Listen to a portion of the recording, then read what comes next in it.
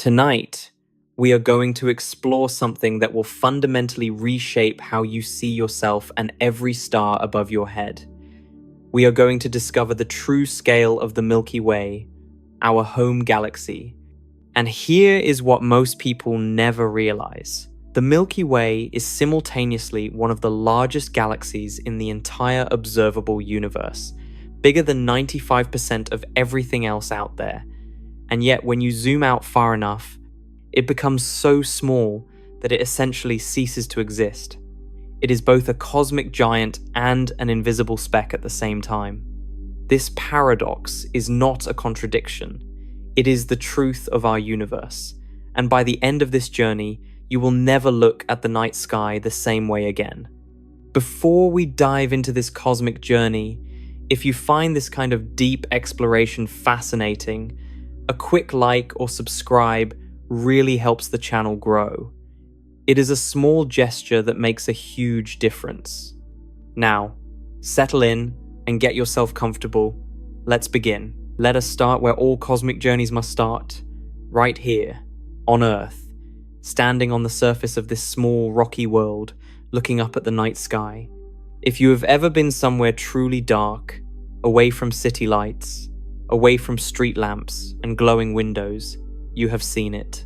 A pale band of light stretching across the heavens from horizon to horizon.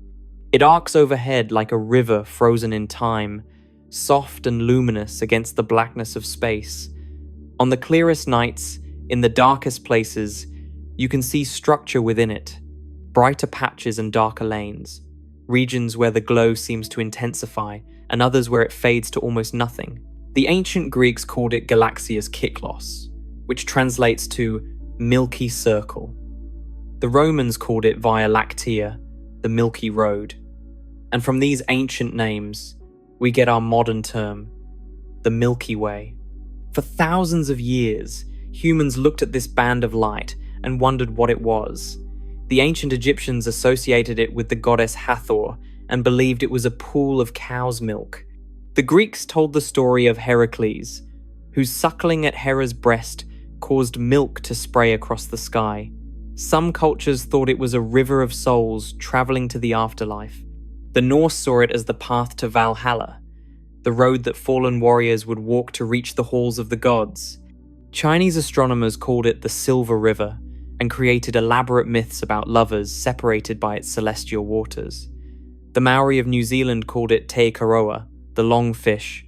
Indigenous peoples across every continent created their own myths and stories to explain this mysterious glow in the darkness.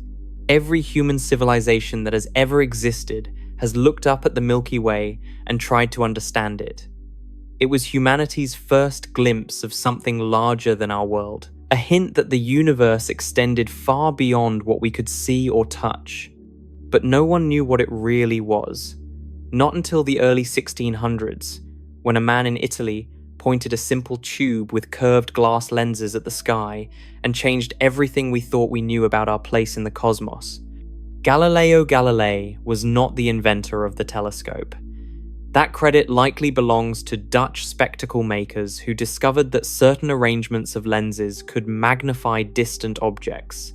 But Galileo was the first to systematically turn this new instrument toward the heavens, and what he saw transformed human understanding forever. When Galileo pointed his primitive telescope at the Milky Way, he made a startling discovery. The band of light was not a continuous glow. It was not milk or mist or a celestial river. It was made of countless individual stars, so numerous and so distant that their light blended together into a single pale stream when viewed with the naked eye. But through his telescope, Galileo could see them. Thousands upon thousands of tiny points of light, each one a sun in its own right, packed so densely together that they formed that soft, luminous band. In his book, Sidereus Nuncius, published in 1610, Galileo wrote that the Milky Way was nothing but a congeries of innumerable stars distributed in clusters. To the naked eye, he explained, they appeared like clouds, but the telescope revealed their true nature. This was the first hint that our sky held more than anyone had imagined. The universe was not a small dome with lights fixed to it.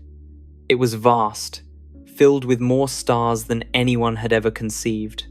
But it would take another 300 years before we understood what Galileo had truly seen. Throughout the 1700s and 1800s, astronomers gradually built up a picture of the Milky Way's structure. William Herschel, working in England in the late 1700s, tried to map the shape of the stellar system by counting stars in different directions. He concluded that we lived in a disc-shaped structure, flattened like a grindstone, with the sun somewhere near the center. Herschel was partly right. The Milky Way is disc-shaped, but he was wrong about our position. He could not see far enough to realize how large the galaxy truly was, or where we actually sat within it. In the early 1900s, astronomers began to piece together a more accurate picture. Using careful observations of star positions and distances, they discovered that our sun was not at the center of anything special. We were located in a vast disk of stars, a flattened structure that rotated slowly through space. But determining the true size of this structure and our position within it required new techniques and new ways of measuring cosmic distances. In 1918, Harlow Shapley made a breakthrough that shocked the astronomical community. Shapley studied globular clusters, those ancient, dense collections of hundreds of thousands of stars that orbit the galaxy in a roughly spherical halo. By measuring the distances to these clusters using a technique involving Cepheid variable stars, Shapley was able to map out their distribution. What he found was remarkable. The globular clusters were not centered on the sun. They were centered on a point about 26,000 light-years away in the direction of the constellation Sagittarius. This meant the sun was not at the center of the galaxy. We were located about 2/3 of the way out from the galactic core in what turned out to be a relatively quiet suburban neighborhood of a structure far larger than anyone had suspected. Shapley estimated the Milky Way to be about 300,000 light-years across. This turned out to be an overestimate, but he was right about the basic picture. The Milky Way was enormous, and we were nowhere near its center. Humanity had been knocked down another peg. First, we learned that Earth was not the center of the solar system. Then we learned that the sun was not at the center of the galaxy. Each discovery pushed us further from any position of cosmic importance. Today, we know much more. The Milky Way is a barred spiral galaxy, one of the most beautiful and complex types of galaxies in the universe. It has a central bar-shaped structure made of older yellowish stars, extending perhaps 27,000 light-years from end to end. From the ends of this bar, majestic spiral arms extend outward, sweeping around the galactic center like the arms of a cosmic pinwheel. These spiral arms are not solid structures. Stars do not stay in the arms permanently. Instead, the arms are density waves, regions where stars and gas are temporarily compressed as they orbit the galactic center. As material passes through these regions, it gets squeezed together. Gas clouds collapse. New stars are born. The brightest, hottest, bluest stars form in these arms, making them stand out against the older, redder stellar populations elsewhere in the galaxy. Let me give you the numbers, because the numbers matter. They help us understand what we are dealing with. The Milky Way stretches approximately 100,000 to 200,000 light-years across, depending on how you measure it and what you include.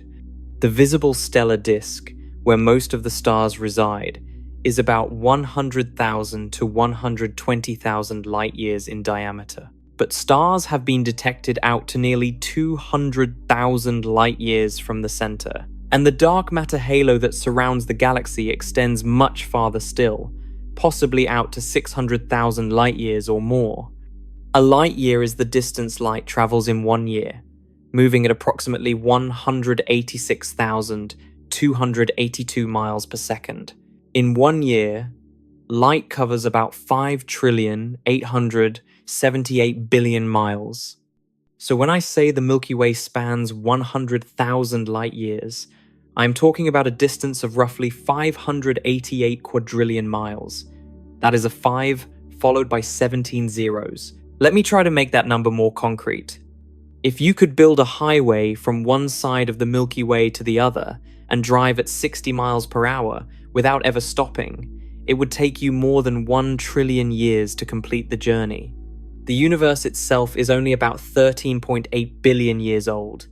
You would need to drive for about 70 times longer than the universe has existed just to cross our one galaxy. To cross the Milky Way at the speed of light, the fastest speed possible in the universe, would take 100,000 years.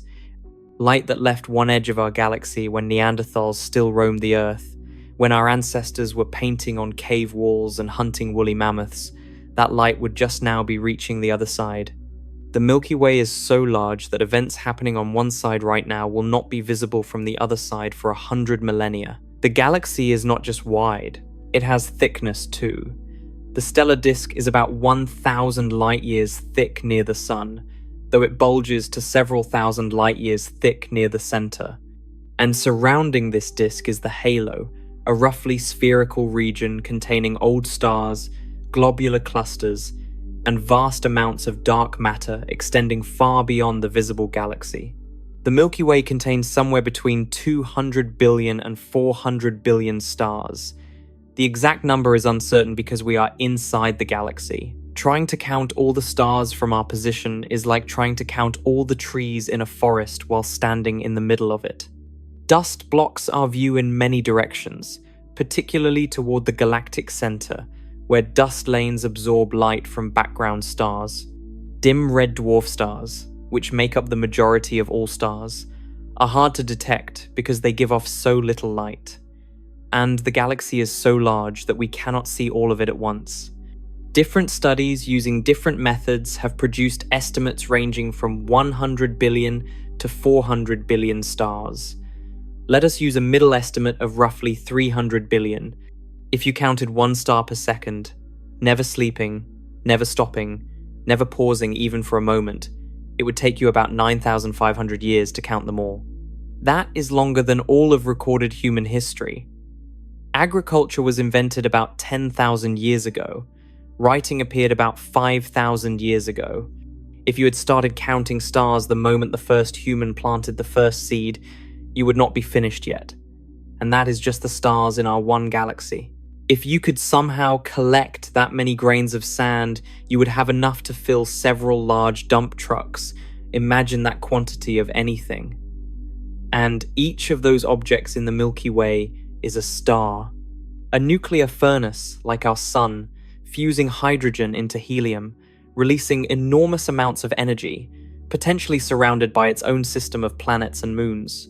Our sun is one of these hundreds of billions of stars.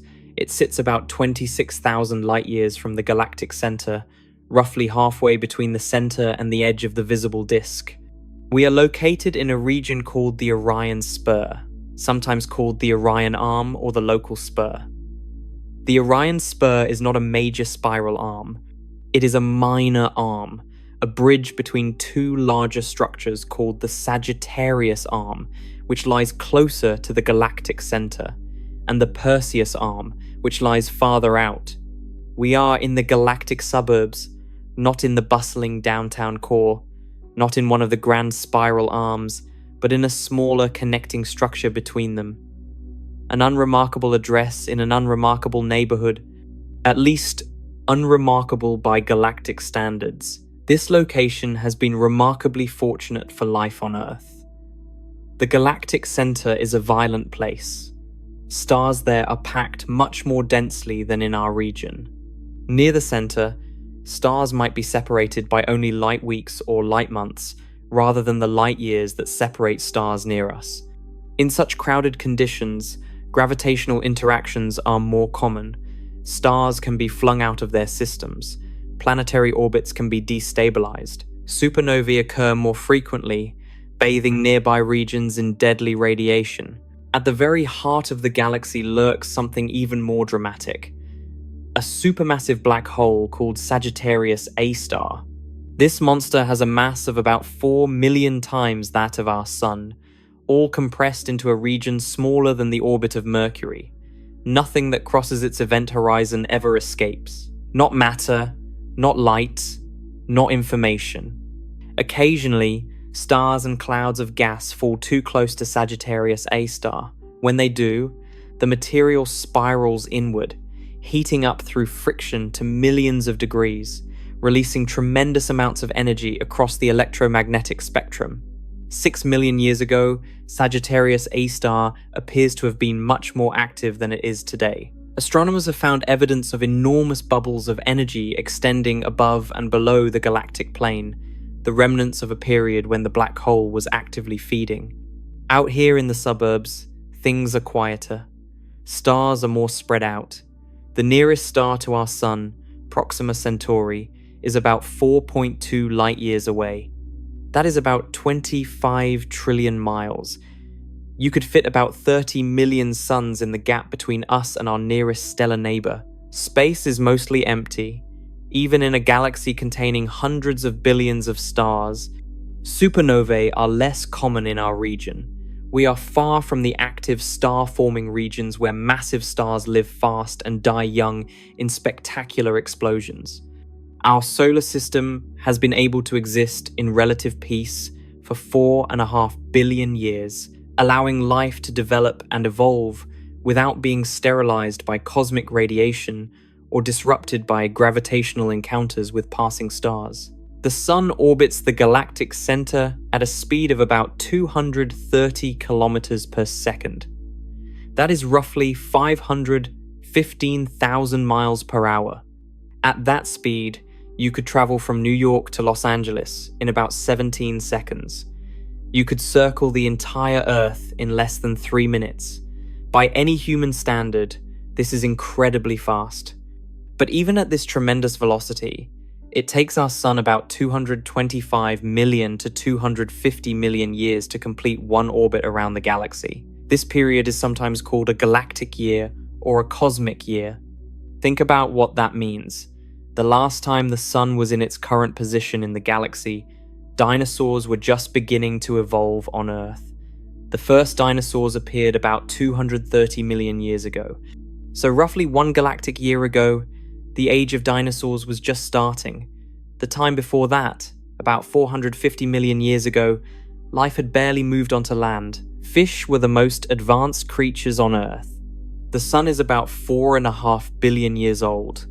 In that time, it has completed perhaps 18 to 20 orbits around the galaxy, each orbit taking it on a vast journey of about 150,000 light years, carried along by the gravitational pull of all the matter in the Milky Way. The Milky Way is not just a static structure frozen in time. It is alive in its own way. It is constantly changing, constantly evolving.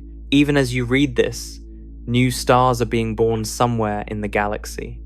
Dense clouds of hydrogen gas are collapsing under their own gravity, heating up as they compress, until finally the core becomes hot and dense enough for nuclear fusion to ignite. A new star is born, adding its light to the hundreds of billions already shining. The Milky Way currently forms about 1 to 3 new stars every year on average. That might not sound like much compared to the total number of stars, but over millions and billions of years, it adds up.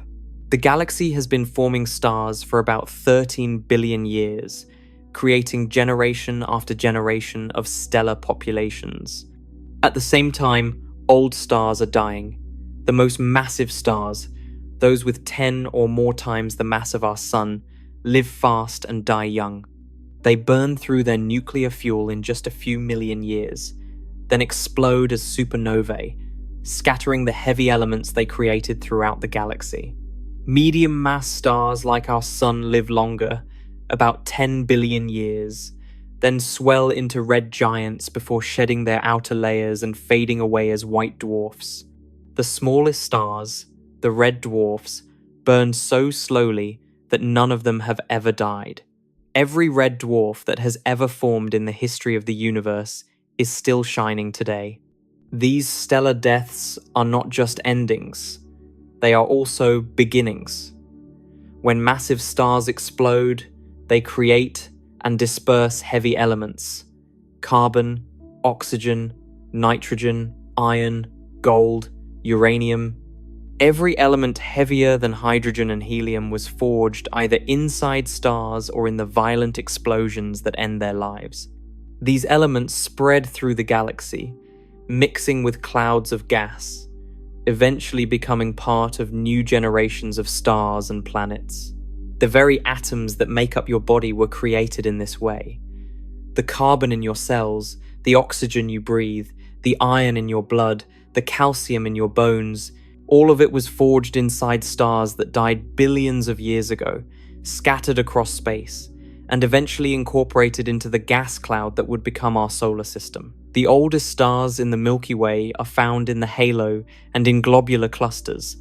These ancient stars formed when the universe was young, when the first generations of stars were just beginning to create the heavy elements that later generations would use. Some of these stars are nearly as old as the universe itself, having formed more than 13 billion years ago. They contain very few heavy elements, because there had not been enough time for supernovae to enrich the galaxy. We call these population 2 stars. They are found in the halo and in globular clusters, relics of an earlier era. Population I stars, like our Sun, are younger and contain more heavy elements. They formed later from gas that had been enriched by billions of years of stellar evolution. The abundance of heavy elements in our Sun made it possible for rocky planets like Earth to form around it. But here is something crucial to understand. The Milky Way we see today is not the same galaxy that existed billions of years ago. Galaxies grow over time through mergers and accretion. The Milky Way has consumed many smaller galaxies throughout its history, absorbing their stars and gas into its own structure. Studies of stellar chemistry have revealed this violent history. Different stars have different ratios of elements, reflecting the conditions in the gas clouds from which they formed. By analyzing these chemical signatures, astronomers can identify groups of stars that formed together in ancient dwarf galaxies before those galaxies were swallowed by the Milky Way. This field, called galactic archaeology, is revealing the Milky Way's family tree. We can now identify several ancient dwarf galaxies that merged with ours billions of years ago. One, called Gaia Enceladus, or the Gaia sausage, collided with the Milky Way about 10 billion years ago. It was a substantial galaxy, perhaps 1/4 the mass of the Milky Way at that time.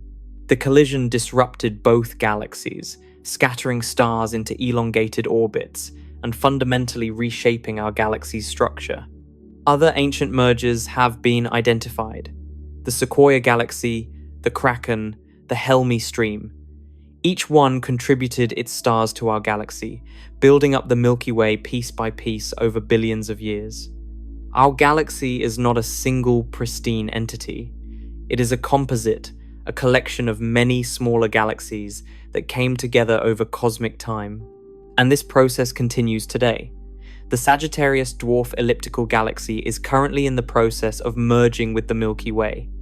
It has already made multiple passes through our galaxy, losing stars each time. Over the next few billion years, it will be completely absorbed, its remaining stars becoming part of our galactic halo. The large and small Magellanic Clouds, visible from the southern hemisphere as fuzzy patches of light, will eventually meet the same fate. From our perspective on Earth, the Milky Way is everything. Every star we can see with our naked eye belongs to it. Every constellation that humans have named over thousands of years of stargazing: Orion the Hunter, Ursa Major the Great Bear, Scorpius the Scorpion. Every myth and story humans have told about the night sky for millennia, all of it comes from this one structure. The Milky Way has been our celestial home for as long as humans have existed. When ancient sailors navigated by the stars, they were using the Milky Way. When astronomers first began mapping the heavens, they were mapping the Milky Way. When you make a wish on a shooting star, that meteor is burning up in Earth's atmosphere, part of our solar system, which is part of the Milky Way. Everything astronomical that humans have ever experienced, until very recently, was entirely contained within our one galaxy. But the Milky Way is not alone in the universe. Far from it. And when we start comparing our galaxy to others, when we start zooming out and seeing the larger structures of the cosmos, the Milky Way begins to shift. It becomes both more impressive and less significant at the same time. To understand why, we need to venture beyond our galaxy. We need to see what else exists in the cosmos and where the Milky Way truly fits among the countless other galaxies scattered across the universe. For most of human history, we had no idea that other galaxies existed. The very concept would have been incomprehensible. When ancient astronomers looked up at the night sky, they saw stars, planets, the moon, and occasional fuzzy patches of light that seemed different from everything else. These fuzzy patches, scattered across the heavens, were called nebulae, from the Latin word for cloud. Some nebulae were clearly clouds of gas. The Orion Nebula, visible as a fuzzy patch in the Sword of Orion, was obviously some kind of luminous mist when viewed through early telescopes. But other nebulae had a different character. They had structure. Some appeared spiral, others elliptical, others irregular. What were they? The debate raged for centuries. Some astronomers believed these spiral nebulae were simply clouds of gas within our own Milky Way, perhaps new solar systems in the process of forming. Others suspected they might be something far more profound, something entirely separate from our galaxy. Island universes, they called them. Vast collections of stars so distant that they appeared as mere smudges of light. The question became known as the Great Debate, and it reached its peak in 1920 when two prominent astronomers, Harlow Shapley and Heber Curtis, argued their opposing views before the National Academy of Sciences. Shapley believed the Milky Way was the entire universe and that the spiral nebulae were relatively small and nearby. Curtis believed the spiral nebulae were separate galaxies, comparable in size to the Milky Way but immensely far away. The question was settled 4 years later when Edwin Hubble made one of the most important discoveries in the history of astronomy. Using the 100-inch Hooker telescope at Mount Wilson Observatory, at that time the largest telescope in the world, Hubble identified individual stars in the Andromeda Nebula. Specifically, he identified Cepheid variable stars. Cepheid variables are remarkable objects. They are pulsating stars that brighten and dim in a regular cycle, and here is what makes them so valuable. The period of their pulsation, the time it takes them to go from bright to dim and back to bright again, is directly related to their intrinsic luminosity. A Cepheid that pulses every 10 days is brighter than one that pulses every 3 days. By measuring the period, you can determine how bright the star actually is. Once you know how bright a star actually is, and you measure how bright it appears, you can calculate its distance. A star that is intrinsically bright but appears dim must be far away. This relationship, known as the distance modulus, gives astronomers a powerful tool for measuring cosmic distances. Hubble found Cepheid variables in Andromeda and measured their periods.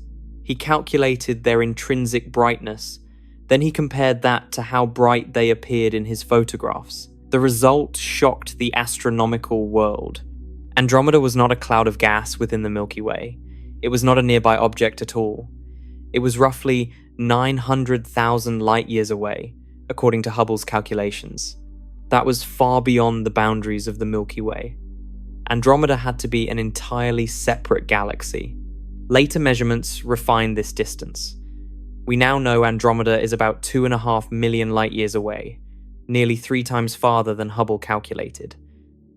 But his fundamental conclusion was correct. Andromeda was not part of the Milky Way. It was a galaxy in its own right, comparable in size to our own, separated from us by an immense gulf of empty space. This single discovery expanded the known universe by an almost unimaginable factor. We went from thinking the Milky Way was everything, the entire cosmos, to realizing it was just one galaxy among what turned out to be countless others. The universe grew by a factor of millions overnight. Suddenly, there was far more out there than anyone had ever conceived. In the decades that followed, astronomers found more and more galaxies. As telescopes improved, they could see fainter and more distant objects. Galaxies appeared everywhere they looked, not just dozens or hundreds, but thousands, then millions, then billions. Each improvement in technology revealed more galaxies hiding in the darkness. Today, astronomers estimate there are approximately 2 trillion galaxies in the observable universe. 2 trillion. Let me help you understand that number. If you counted one galaxy per second without ever stopping, it would take you about 63,400 years to count them all. That is longer than modern humans have existed as a species. If each galaxy were represented by a single grain of sand, you would have enough sand to fill dozens of large dump trucks. If you lined up 2 trillion grains of sand, they would circle the Earth more than 60 times. And each of those grains represents an entire galaxy. Not just a single star, but a vast collection of stars, planets, gas, dust, dark matter, and possibly life. Each galaxy has its own history, its own structure, its own unique character. Some are spirals like the Milky Way. Others are elliptical, giant spheres of old red stars. Others are irregular, chaotic collections without clear structure. Some are colliding with neighbors, their forms distorted by gravitational interactions. Some sit alone in the darkness between larger structures. But here is what most people do not realize. Here is the fact that changes how you should think about our cosmic home. Most of those 2 trillion galaxies are small, really small, far smaller than the Milky Way. The universe is dominated by dwarf galaxies. These are tiny collections of a few billion stars or less, often just a few thousand light years across. Some contain only millions of stars. Some contain only thousands. The smallest known galaxies contain just a few hundred stars, barely qualifying as galaxies at all. These dwarf galaxies are everywhere. They orbit larger galaxies like satellites. The Milky Way has at least 50 known satellite galaxies, small dwarfs that orbit our galaxy like moons orbiting a planet. Andromeda has its own collection of satellite dwarfs. Every large galaxy seems to be surrounded by a swarm of smaller companions. Let me give you some examples to make this concrete. The Large Magellanic Cloud is one of the Milky Way's satellite galaxies. It is visible from the southern hemisphere as a fuzzy patch of light, and it has been known to humans for thousands of years. Indigenous Australians incorporated it into their sky stories. Ancient Middle Eastern astronomers recorded it. Ferdinand Magellan's crew observed it during their circumnavigation of the globe in the 1520s, which is how it got its European name. The Large Magellanic Cloud contains about 10 billion stars. That sounds like a lot, and it is. But remember, the Milky Way contains roughly 300 billion stars. The Large Magellanic Cloud has only about 3% as many stars as our galaxy. It spans roughly 14,000 light years, compared to the Milky Way's 100,000 light years. It is a substantial galaxy, large enough to be visible to the naked eye across 160,000 light years of space. But compared to the Milky Way, it is small. The Small Magellanic Cloud is even smaller. It contains a few billion stars and stretches about 7,000 light years across. It is about 200,000 light years from Earth, a bit farther than its larger companion. But there are much smaller galaxies out there. Much smaller. Segway 1 was discovered in 2006 using data from the Sloan Digital Sky Survey. It is classified as an ultra-faint dwarf galaxy, and it contains only about 1,000 stars. 1,000. You could fit the entire stellar population of Segway 1 into a small town. This galaxy is just a few hundred light years across, a tiny speck compared to the Milky Way's vast disk. Segway 1 is so small and faint that it is barely a galaxy at all. It is more like a large star cluster that happens to be gravitationally bound as a separate system. And yet, it is classified as a galaxy because it has its own dark matter halo, its own distinct population of stars, its own identity separate from the Milky Way. Ultra-faint dwarf galaxies like Segway 1 are the most common type of galaxy in the universe. They are everywhere, orbiting larger galaxies, floating in galaxy groups, scattered throughout the cosmic web. But because they are so dim, they are incredibly hard to detect. We have only found the ones closest to us. The vast majority remain hidden in the darkness. For every large galaxy like the Milky Way, there are probably hundreds or thousands of these tiny dwarfs scattered throughout the cosmos. They represent the bottom of the galactic size distribution, the smallest structures that can still be called galaxies. To truly understand where the Milky Way fits among galaxies, it helps to understand how astronomers classify them.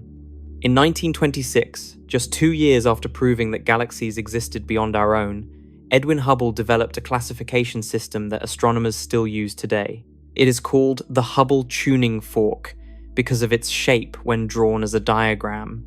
At the handle of the tuning fork are elliptical galaxies. These range from nearly spherical, classified as E0, to highly elongated, classified as E7. Elliptical galaxies are typically old, containing mostly red and yellow stars, with very little gas or dust. They have stopped forming new stars. They are, in a sense, retired galaxies, coasting on the stellar populations they built up billions of years ago. The largest galaxies in the universe are almost always ellipticals.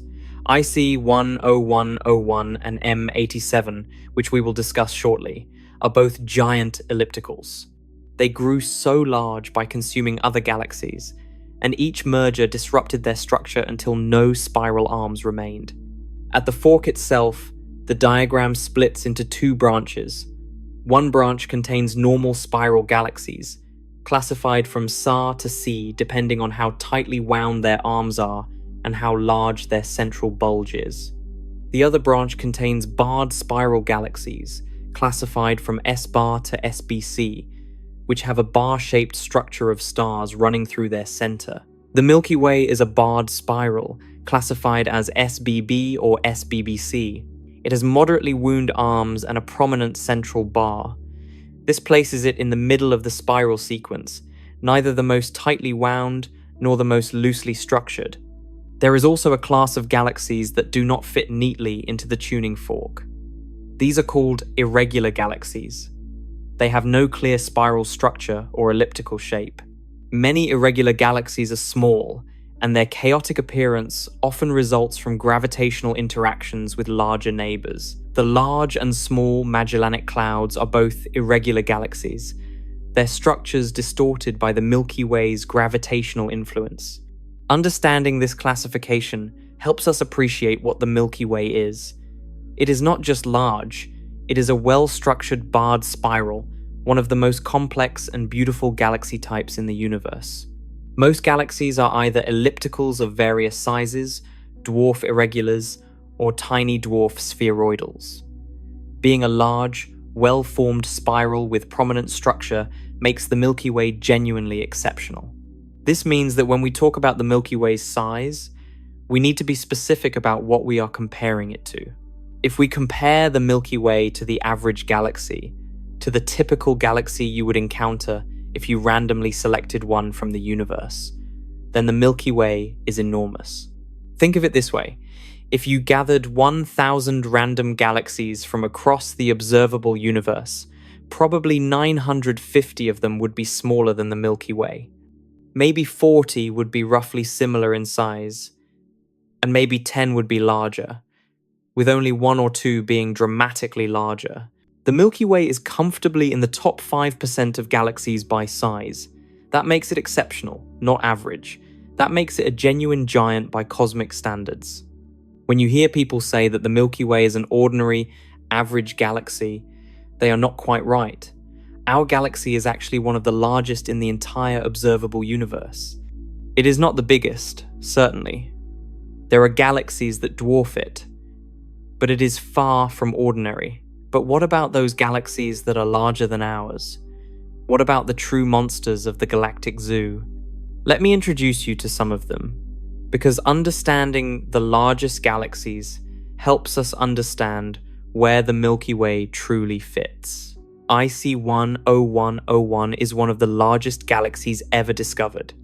It sits at the center of the Abell 2029 galaxy cluster, about 1,070,000,000 light-years from Earth. IC 10101 is what astronomers call a supergiant elliptical galaxy, and its dimensions are genuinely staggering. This galaxy stretches approximately 6 million light-years across. Remember, the Milky Way is about 100,000 light-years across. IC 10101 is 60 times wider.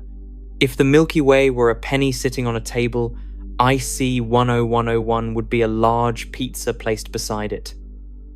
The size difference is that dramatic. IC 10101 contains about 100 trillion stars. Let me say that again, because the number is almost impossible to grasp. 100 trillion. That is roughly 250 to 300 times more stars than the Milky Way has. This single galaxy contains more stars than many entire galaxy clusters. If you could somehow transport yourself inside IC 10101, the night sky would be ablaze with light. Stars would be packed so densely that darkness would barely exist.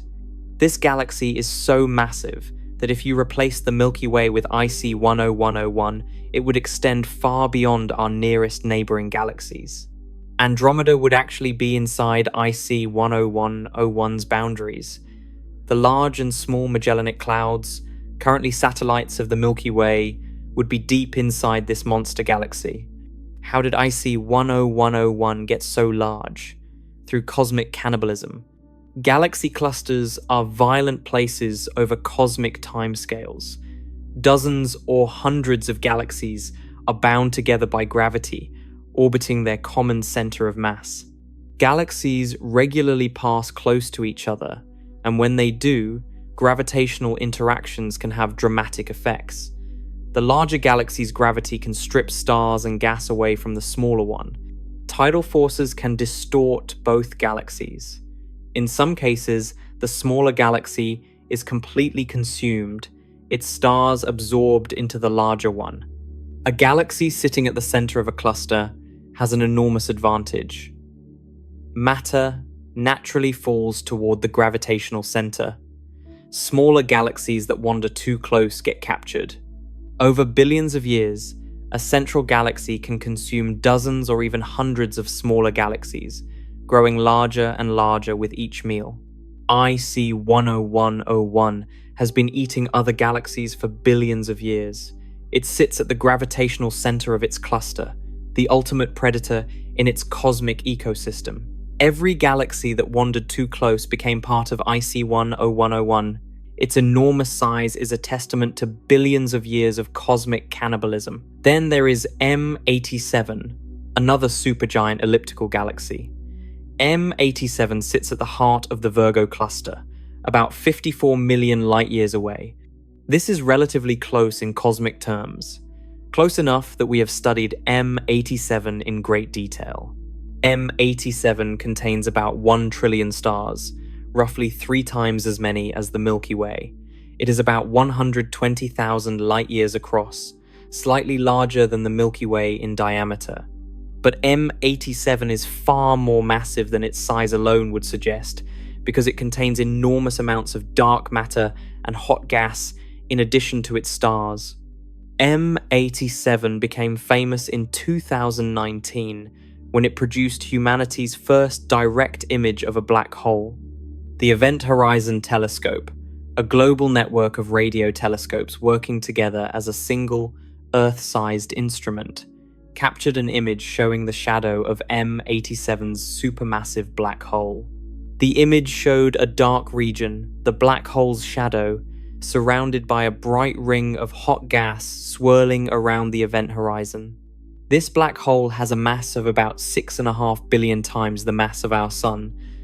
For comparison, the black hole at the center of the Milky Way is only about 4 million solar masses. M87's black hole is more than 1,600 times more massive than ours. It is one of the largest black holes ever measured. M87 also shoots out an enormous jet of material from near its black hole. This jet extends for about 5,000 light years, a stream of plasma accelerated to nearly the speed of light by the intense magnetic fields near the black hole. Nothing like this exists in the Milky Way. Our galaxy is relatively quiet compared to the violent activity at the center of M87. There are other giant galaxies worth mentioning.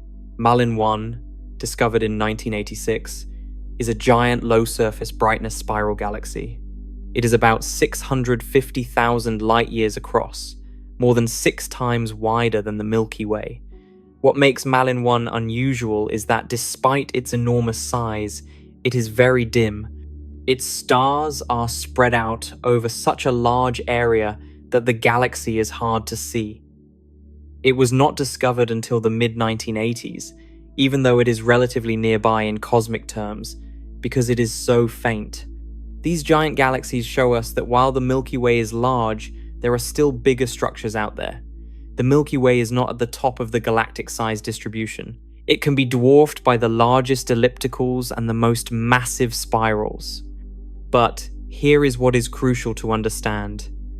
These giants are rare, extremely rare. For every IC 10101 or M87, there are thousands upon thousands of galaxies smaller than the Milky Way. Now let me tell you about our cosmic neighborhood, because the Milky Way does not exist in isolation. It is part of a group of galaxies bound together by gravity, a community of cosmic structures sharing the same region of space.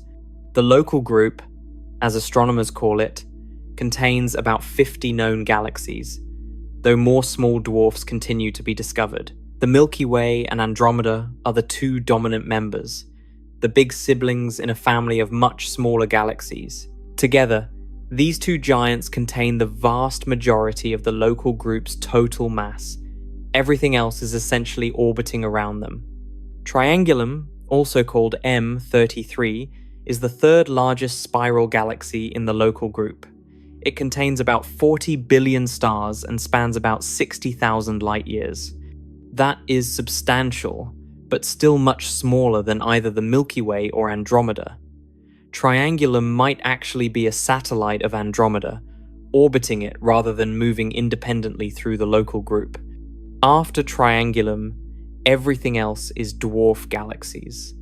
The large Magellanic Cloud with its 10 billion stars, the small Magellanic Cloud with its few billion, and then dozens of tiny dwarf spheroidals, dwarf irregulars, and ultra-faint dwarfs, most of them containing fewer stars than a single globular cluster. The local group spans about 10 million light-years from one edge to the other. That sounds enormous, and it is by human standards. Light takes 10 million years to cross from one side of our cosmic neighborhood to the other, but in cosmic terms, the local group is relatively small and quiet. It contains only 2 truly large galaxies. Compare that to the Virgo cluster, which contains somewhere between 1,000 and 2,000 galaxies, many of them larger than anything in the local group. The Milky Way and Andromeda dominate the local group completely. Their combined gravity shapes the motion of everything else. Smaller galaxies orbit around them, fall toward them, get tidally disrupted by them. The local group is really the story of 2 big galaxies and their entourage of smaller companions. And these 2 big galaxies are heading toward each other. Right now, as you read these words, Andromeda is approaching the Milky Way at a speed of about 110 kilometers per second. That is roughly 250,000 miles per hour. The 2 galaxies are closing the gap between them. In approximately 4.5 billion years, the 2 galaxies will collide. But do not worry, this will not be the cataclysmic event that the word collision suggests. When we hear the word collision, we think of car crashes, of objects slamming together, of destruction and violence. Galaxy collisions are not like that at all. Remember, galaxies are mostly empty space. Even though the Milky Way contains hundreds of billions of stars, those stars are separated by enormous distances. The nearest star to our Sun is over 4 light years away. You could fit 30 million suns in that gap. The odds of any two stars actually hitting each other during a galaxy collision are incredibly small. When galaxies merge, the stars pass by each other like two swarms of bees flying through each other. The swarms mix together, but individual bees rarely collide. What does happen is that gravity disrupts the orderly structure of both galaxies. The beautiful spiral arms of the Milky Way will be stretched and distorted. Stars will be flung onto new orbits. Some will be ejected entirely, thrown out into intergalactic space. The gas clouds in both galaxies will collide and compress, triggering bursts of new star formation. If humans or our descendants are still around to witness this collision, it will be the most spectacular show in the history of our species. As Andromeda approaches over the next few billion years, it will begin to dominate the night sky. It will no longer be a faint smudge visible only on the clearest nights. It will be a sprawling structure, its spiral arms stretching across a significant portion of the sky, growing larger with each passing million years. Eventually, Andromeda will appear larger than the full moon. Its spiral structure will be clearly visible to the naked eye, a majestic pinwheel of light hanging in the darkness. At this point, the two galaxies will still be separated by hundreds of thousands of light years, but the view will already be breathtaking. As the collision begins, the night sky will transform completely. The two galaxies will stretch and distort each other, their spiral arms pulled into long tidal tails of stars. New stars will burst into existence as gas clouds collide and compress. The sky might blaze with stellar nurseries, regions of intense star formation triggered by the collision. For millions of years, the night sky will be filled with structure and light unlike anything humans have ever seen.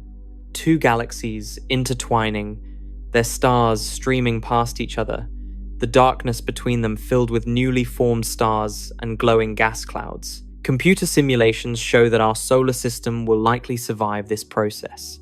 We might even be flung into a different region of the merged galaxy, perhaps closer to what was once Andromeda's core, perhaps out into the galactic halo.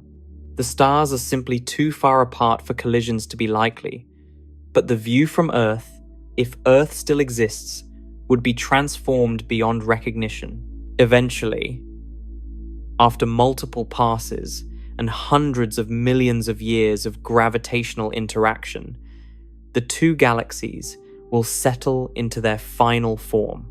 Some astronomers have nicknamed this future galaxy Milkomeda or Milkdromeda. It will contain all the stars from both galaxies, roughly 1.5 trillion in total, but it will not be a spiral galaxy.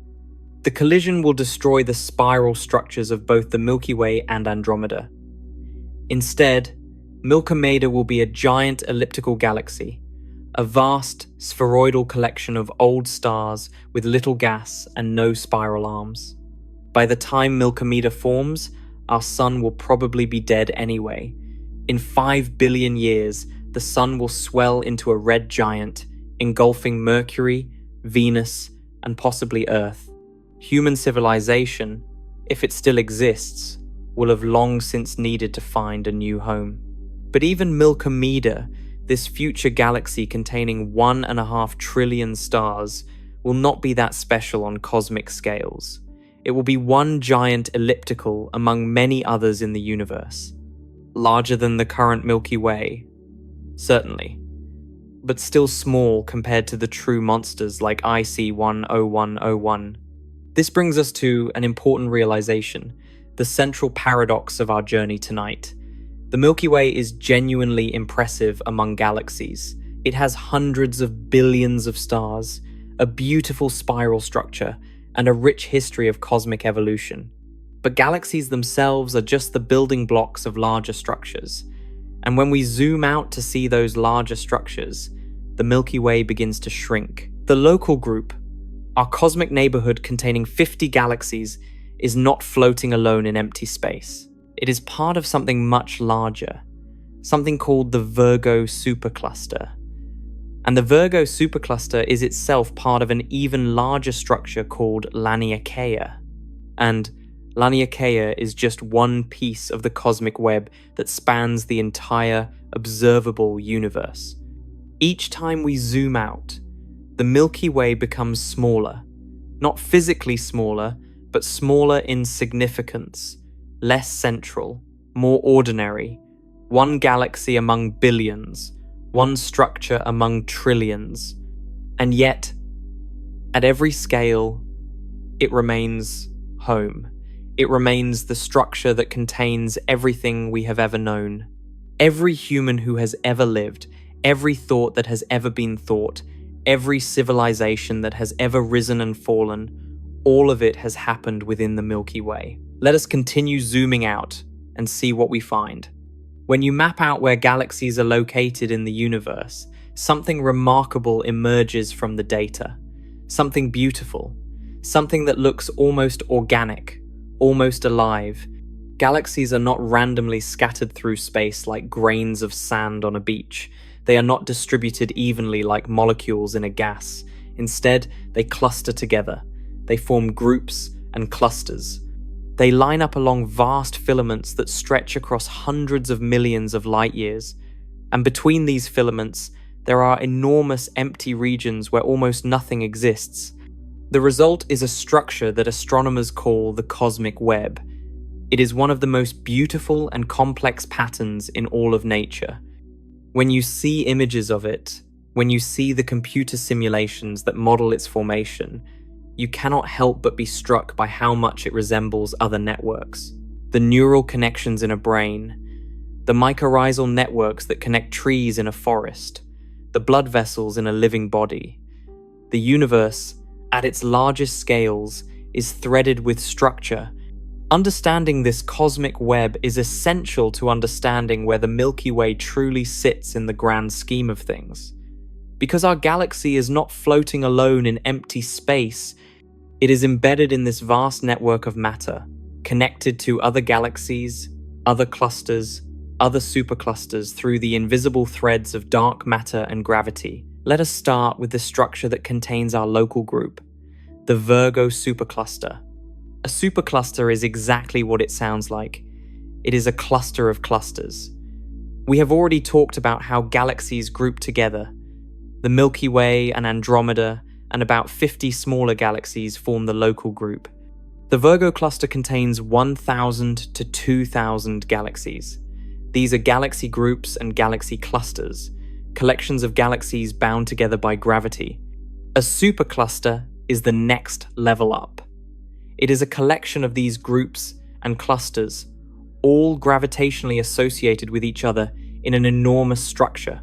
The Virgo supercluster contains at least 100 galaxy groups and clusters spread across approximately 110 million light years. Let me help you understand that distance. 110 million light years. Light, traveling at 186,000 miles per second, would need 110 million years to cross the Virgo supercluster. When light left one edge of this structure, dinosaurs had been extinct for only about 34 million years. Humans would not evolve for another 104 million years. That light is still traveling today, still making its way across the supercluster. At the heart of the Virgo supercluster sits the Virgo cluster itself. This is a massive collection of somewhere between 1,200 and 2,000 galaxies located about 54 million light years from us. The Virgo cluster is the gravitational anchor of our supercluster, the densest concentration of matter in our cosmic region. The Virgo cluster is dominated by giant elliptical galaxies. M87 sits at the cluster's center. Around it are other giants like M84 and M86, enormous elliptical galaxies containing hundreds of billions or trillions of stars. These giants sit at the cluster's center because they have consumed so many smaller galaxies over billions of years. Their gravity is so strong that smaller galaxies are constantly falling inward, some to be consumed, others to orbit indefinitely. The space between galaxies in the Virgo cluster is not empty. It is filled with hot X-ray emitting gas, a diffuse medium heated to millions of degrees by the cluster's enormous gravitational energy. This intracluster medium, as astronomers call it, contains more mass than all the visible galaxies in the cluster combined. When galaxies fall into a cluster, this hot gas strips away their own gas through a process called ram pressure stripping. Imagine driving a car through a rainstorm. The rain hits your windshield and streams away. Similarly, when a galaxy moves through the intracluster medium, that hot gas rams into the galaxy's own gas and pushes it away. If the Milky Way were in the Virgo cluster instead of the local group, our cosmic environment would be very different. Galaxy clusters are violent places. Galaxies pass close to each other regularly. Gravitational interactions strip gas and stars from passing galaxies. The hot intracluster gas creates a harsh environment that fundamentally changes how galaxies evolve. In the Virgo cluster, the Milky Way would be just another medium-sized spiral. We would have lost much of our gas to tidal interactions and ram pressure stripping. Without gas, we could not form new stars. Our galaxy would be aging, running out of fuel, slowly transitioning from a vibrant spiral to a red, dead elliptical. Being in the local group, in this quieter corner of the supercluster, has been a blessing. We have avoided many of the violent interactions that cluster galaxies experience. We have kept our gas and continued forming new stars. Our solar system formed in relative peace, without the gravitational disruptions that might have destabilized planetary orbits. This stability may have been crucial for life on Earth, but here is where things get really interesting. In 2014, astronomers made a discovery that fundamentally changed our understanding of our place in the cosmic web. They discovered that the Virgo supercluster is just a small part of an even larger structure. They called this structure Laniakea. The name comes from Hawaiian and means immeasurable heaven. It was chosen by Nawa R. Napoleon, an associate professor of Hawaiian language at Kapiolani Community College, to honor the Polynesian navigators who used knowledge of the stars to voyage across the vast Pacific Ocean. It is a fitting name because Laniakea is almost incomprehensibly vast. Laniakea is what you might call a supercluster of superclusters. It is not a gravitationally bound structure in the traditional sense. The galaxies within it are not orbiting a common center like planets orbit a star. Instead, Laniakea is defined by the flow of galaxies. Within its boundaries, all galaxies are flowing toward a common point. Beyond its boundaries, galaxies are flowing toward other attractors. Laniakea contains about 100,000 galaxies spread across 520 million light-years. All of these galaxies, including our Milky Way, are slowly moving toward the center of Laniakea, drawn by the combined gravity of all that mass. 100,000 galaxies. Try to imagine that. The Milky Way's hundreds of billions of stars, multiplied by 100,000. Laniakea contains approximately 10 quadrillion stars, give or take. That is a 1 followed by 16 zeros. More stars than grains of sand on all the beaches of Earth. The center of Laniakea, the point toward which everything is flowing, is called the Great Attractor. This is one of the most mysterious and fascinating regions of our cosmic neighborhood. The Great Attractor is not a single object. It is not a massive black hole or a giant galaxy. It is a region of space with such enormous gravitational pull that thousands of galaxies are falling toward it. The Great Attractor has puzzled astronomers for decades. We first detected its influence in the 1970s and 80s, when careful measurements of galaxy motions revealed that the Milky Way and nearby galaxies were all moving in a particular direction at about 600 kilometers per second. That is roughly 1,340,000 miles per hour.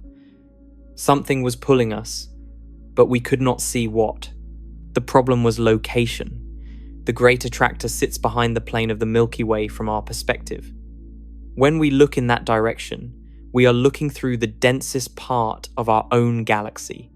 Dust and gas and stars block our view.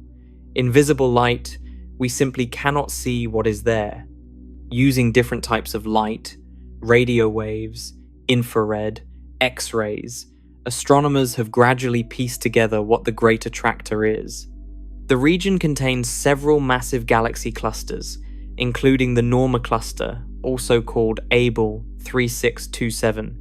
The Norma cluster is one of the largest concentrations of galaxies in our cosmic neighborhood, containing thousands of galaxies in a region about 200 million light-years away. But even the great attractor is not the whole story. Recent observations suggest that something even more massive lies beyond Laniakea, pulling it. The shapely supercluster, located about 650 million light-years away, is one of the most massive structures in the nearby universe. It contains about 8,000 galaxies packed into a relatively small volume of space. The total mass is estimated at about 10 quadrillion times the mass of our Sun. The combined gravity of the Shapley supercluster appears to be pulling Laniakea and everything in it. We are not just falling toward the great attractor, we are falling toward something even larger beyond it. The cosmic flows extend farther than we initially realized, connecting structures across hundreds of millions of light years. At these scales, the Milky Way has become almost invisible. Our galaxy is now just one among 100,000 in Laniakea. If Laniakea were shrunk to the size of a city, the Milky Way would be smaller than a single room in a single house. But let us keep zooming out, because Laniakea is not the largest structure we have discovered. Not even close. The universe, when you look at it on the largest scales, has a very distinctive structure. Galaxies cluster along filaments and walls, forming an interconnected web. Between these filaments are vast empty regions, voids where very few galaxies exist. The whole thing looks something like a cosmic sponge, or perhaps like the neural network of a brain, or perhaps like foam on the surface of a cappuccino. This structure exists because of how the universe evolved. In the very early universe, just after the Big Bang, matter was almost perfectly evenly distributed. The cosmic microwave background radiation, which shows us what the universe looked like about 380,000 years after the Big Bang, reveals that matter was uniform to about 1 part in 100,000. Tiny variations in density existed, but they were incredibly small. But those tiny differences were enough. Gravity, working over billions of years, amplified these fluctuations. Regions that were slightly denser than average attracted more matter from their surroundings. As more matter accumulated, the gravitational pull became stronger, attracting still more matter. It was a runaway process. Density breeding more density. Meanwhile, regions that were slightly less dense than average lost matter to their denser neighbors. As matter flowed away, these regions became even less dense. They became voids, vast empty spaces where almost nothing exists. The result is the cosmic web we see today, filaments of galaxies stretching across hundreds of millions of light years, connecting galaxy clusters like strands of a spider web, walls and sheets of galaxies forming enormous two-dimensional structures, clusters at the nodes where multiple filaments meet. And between all of this, vast empty voids. The discovery of the cosmic web is one of the great detective stories in modern astronomy. Throughout most of the 20th century, astronomers assumed that galaxies were distributed more or less randomly through space. There might be some clustering here and there, but on large scales, the universe was thought to be roughly uniform. This assumption was called the cosmological principle, and it seemed reasonable based on the limited data available. But in the late 1970s and early 1980s, astronomers began systematic surveys of galaxy positions and distances. The technology had finally advanced enough to measure the distances to thousands of galaxies, allowing astronomers to create three-dimensional maps of the nearby universe. In 1986, astronomers Margaret Geller and John Huchra at the Harvard-Smithsonian Center for Astrophysics released a map that changed everything. Their survey covered a thin slice of the sky, measuring the positions and distances of over 1,000 galaxies. When they plotted the results, they expected to see a random scattering of points, perhaps with some mild clustering. Instead, they saw something remarkable. The galaxies were not randomly distributed.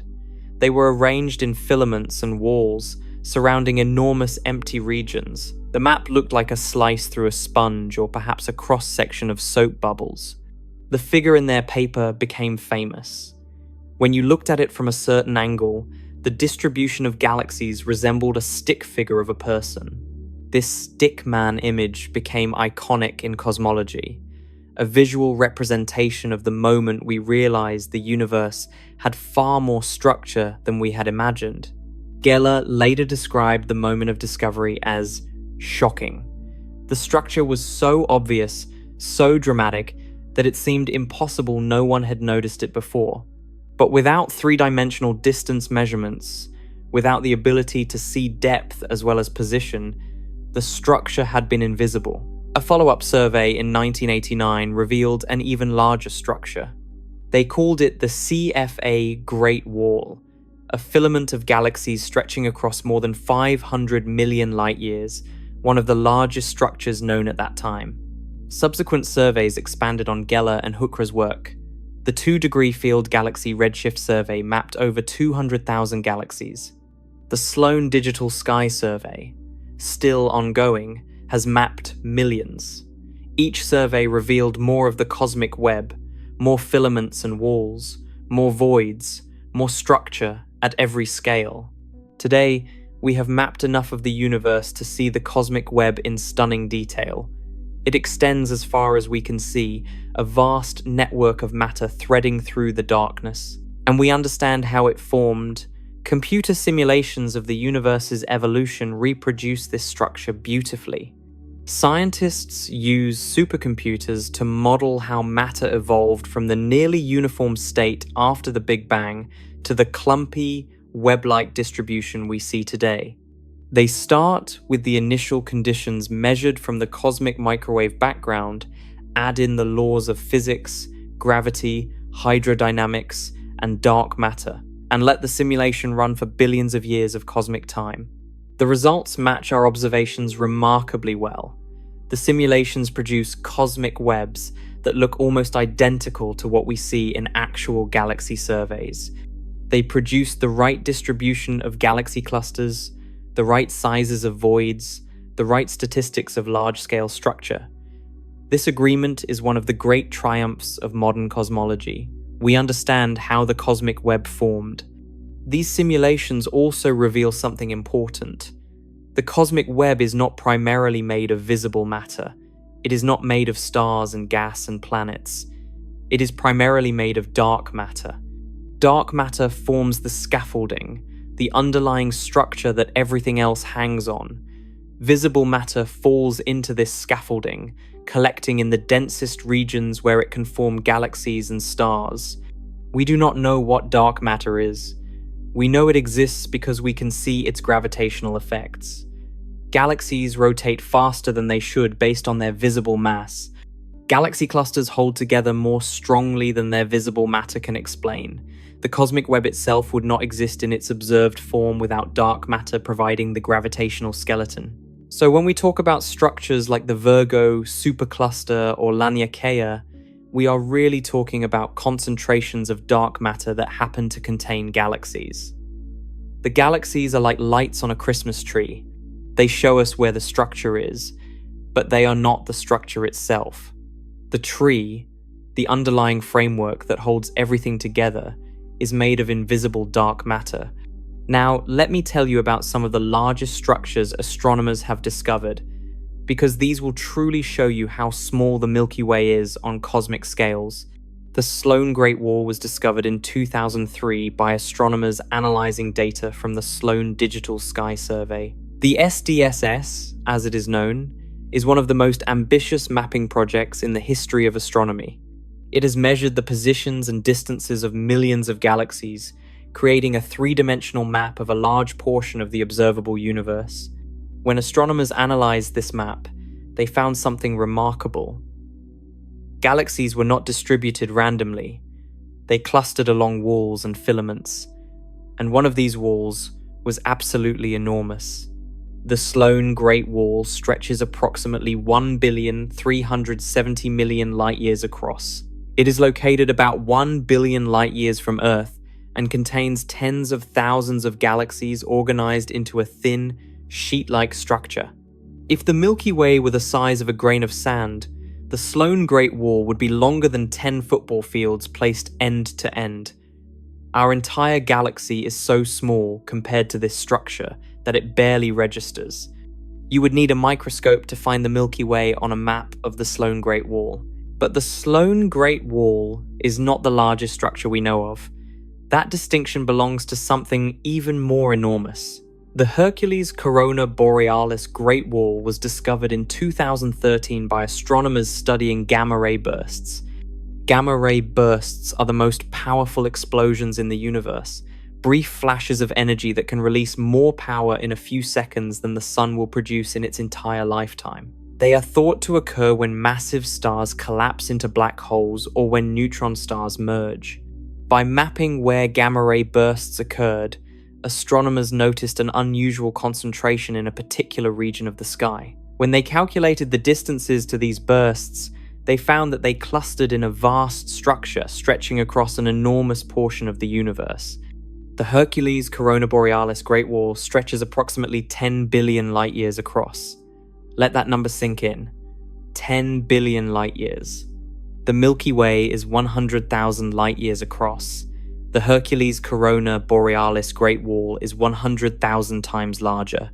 If the Milky Way were the width of a human hair, this structure would stretch across an entire football field. If the Milky Way were a single grain of sand, this structure would extend for miles.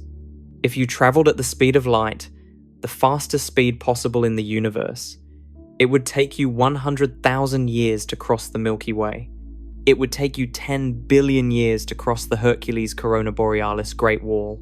That is more than 70% of the age of the universe itself. Light that left one edge of this structure when the universe was only a few billion years old still has not reached the other side. The existence of structures this large actually created problems for cosmologists. According to our understanding of how the universe evolved, there should not have been enough time for structures this large to form. The universe is only 13.8 billion years old. Gravity works slowly. Matter cannot move faster than light. It takes time for stuff to clump together. Computer simulations predicted that the largest structures should be no more than about 1.2 billion light-years across. This is sometimes called the end of greatness, the scale beyond which the universe should appear uniform. The Hercules Corona Borealis Great Wall is roughly 10 times larger than that. Its existence suggests that either our models are wrong or incomplete, or that the universe is stranger than we thought. Perhaps the structure is not as large as it appears. Perhaps it is an artifact of how we detected it. Or perhaps there are physical processes we do not yet understand that can create structures on these enormous scales. Either way, the takeaway is clear. The Milky Way is utterly insignificant compared to these larger structures.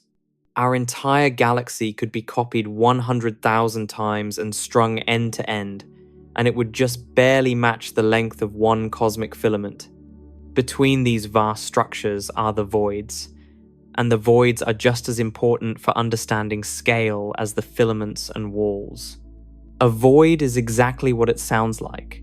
It is a region of space where very few galaxies exist, not completely empty. There are still scattered galaxies floating in the darkness, but the density is much lower than in surrounding regions. Where filaments might contain thousands of galaxies, voids might contain only a handful. The largest known void is the KBC void, named after astronomers Ryan Keenan, Amy Barger, and Lennox Cowie, who studied it extensively. This void is roughly 2 billion light-years across. Inside it, the density of galaxies is about 20% lower than the cosmic average. Think about that scale. A void 2 billion light-years across. If you were somehow transported to the center of this void and looked out in any direction, the nearest significant galaxy clusters would be about 1 billion light-years away. At that distance, even a giant galaxy containing 1 trillion stars would appear as just a faint smudge, barely visible even with the most powerful telescopes. Our Milky Way could fit across the width of the KBC void 20,000 times. The entire local group would be a barely visible speck lost in the emptiness. Even Laniakea would fit across the void less than 4 times. And here is the truly mind-bending part. These voids make up about 80% of the universe's volume. The galaxies, superclusters, and filaments that we have been discussing occupy only about 20% of the cosmos.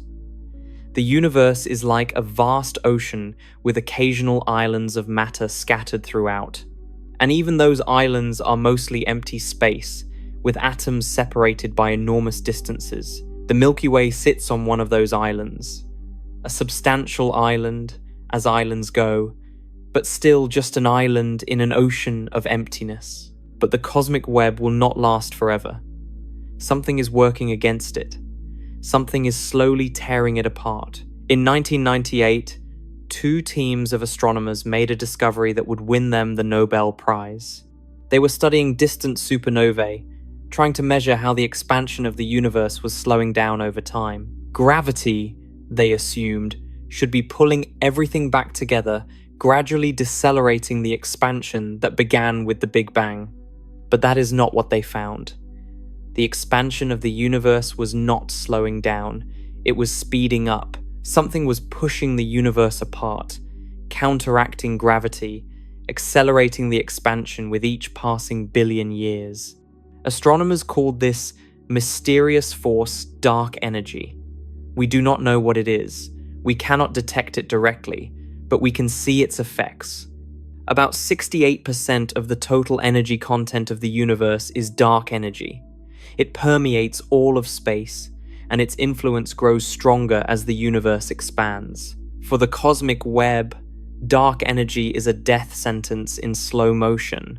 Right now, structures like the Virgo supercluster and Laniakea are held together by gravity. Galaxies within them are falling toward common centers of mass, pulled by the combined gravity of all that matter. But as the universe continues to expand, as dark energy pushes everything apart, these structures will eventually be torn asunder. First, the largest structures will dissolve. The great walls and filaments will stretch and fade as the space between galaxy clusters expands faster than gravity can pull them together. The cosmic web will become more diffuse, its filaments thinning, its nodes separating. Then, over tens of billions of years, even galaxy clusters will come apart. The Virgo cluster will disperse. The galaxies within it will drift away from each other, carried by the expanding space between them. Eventually, each galaxy will find itself alone in an expanding bubble of emptiness, unable to see or interact with any other galaxy. The local group might survive longer than most structures. The Milky Way and Andromeda are already gravitationally bound and will merge regardless of what dark energy does to the rest of the universe.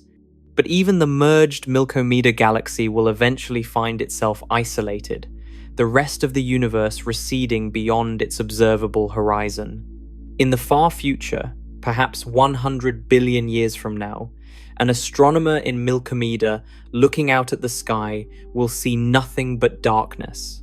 Every other galaxy will have been carried away by the expansion of space, their light no longer able to reach us. The cosmic web will be a memory, preserved only in ancient records, impossible to verify by observation. The universe began with everything together, compressed into an infinitely dense point. It will end with everything apart, each island of matter isolated in an infinite sea of expanding emptiness. This brings us to a profound realization. The Milky Way exists at a fascinating intersection of scale. Among galaxies, it is genuinely impressive, one of the cosmic giants, home to hundreds of billions of stars, potentially hosting countless planets, and perhaps other forms of life. That matters enormously. The Milky Way has given us everything we have ever known. But zoom out to superclusters and cosmic filaments, and the Milky Way becomes almost invisible. It is one galaxy among 100,000 in Laniakea. It is a speck on the Sloan Great Wall. It is nothing compared to the Hercules Corona Borealis Great Wall. Both perspectives are necessary for understanding our true place in the cosmos. Let us now take one final step outward and look at the observable universe itself. Because when you see the full scale of everything we can observe, this paradox becomes complete. We have traveled far on this journey tonight. We started where every cosmic journey must begin. On Earth, looking up at the night sky, seeing that pale band of light stretching across the darkness. We learned what the Milky Way truly is, a vast spiral galaxy 100,000 light-years across, home to everything humanity has ever known. We compared our galaxy to others and discovered something surprising. The Milky Way is not average, it is not ordinary, it is one of the largest galaxies in the entire observable universe, genuinely impressive among its peers. Then we zoomed out further. We saw the local group, our cosmic neighborhood of 50 galaxies. We saw the Virgo supercluster, containing 100 galaxy groups and clusters across 110 million light-years. We saw Laniakea, that immense structure containing 100,000 galaxies, all flowing toward the great attractor. We saw the cosmic web itself, filaments and walls of galaxies stretching billions of light-years, surrounding vast, empty voids where almost nothing exists. At each scale, the Milky Way shrank, not physically, but in significance. What seemed so vast became just one piece among many. What seemed so important became just a speck in something larger. Now let us take the final step. Let us look at the observable universe itself. Because when you see the full scale of everything we can observe, the paradox of the Milky Way becomes complete. The observable universe is defined by a simple but profound limit: the speed of light.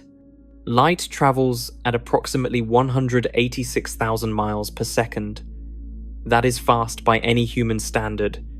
Light can circle the Earth more than 7 times in a single second. It can travel from the Earth to the Moon in about 1.3 seconds. It can reach the Sun in about 8 minutes. But light speed, fast as it is still finite. Light takes time to travel from one place to another. And this means that when we look at distant objects, we are looking back in time. The light entering your eyes from the Sun left the Sun 8 minutes ago. You are seeing the Sun as it was 8 minutes in the past. The light from the nearest star, Proxima Centauri, left that star about 4 years ago.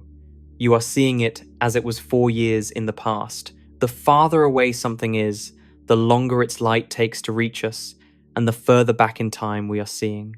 When we observe a galaxy 1 billion light years away, we are seeing light that left that galaxy 1 billion years ago. We are seeing that galaxy as it was 1 billion years in the past, long before complex life existed on Earth. This creates a natural limit to what we can observe. The universe is about 13.8 billion years old. Light from the most distant regions has been traveling toward us since shortly after the Big Bang, but the universe has been expanding the whole time. Space itself has been stretching, carrying distant galaxies away from us even as their light travels toward us. The result is that the observable universe is much larger than you might expect. You might think that if the universe is 13.8 billion years old, we could see 13.8 billion light years in every direction. But because space has been expanding, objects that emitted light billions of years ago have since moved much farther away. The observable universe is approximately 93 billion light years across. That is the diameter. The radius, the distance from Earth to the edge of what we can see, is about 46.5 billion light years. Let me help you understand that distance. 93 billion light years. Light, traveling at 186,000 miles per second, would need 93 billion years to cross the observable universe. That is more than 6 times the current age of the universe. If you started at one edge of the observable universe and traveled at the speed of light, the fastest speed possible, you would never reach the other edge. The expansion of space would carry the other edge away faster than you could approach it. The Milky Way could fit across the observable universe about 930,000 times.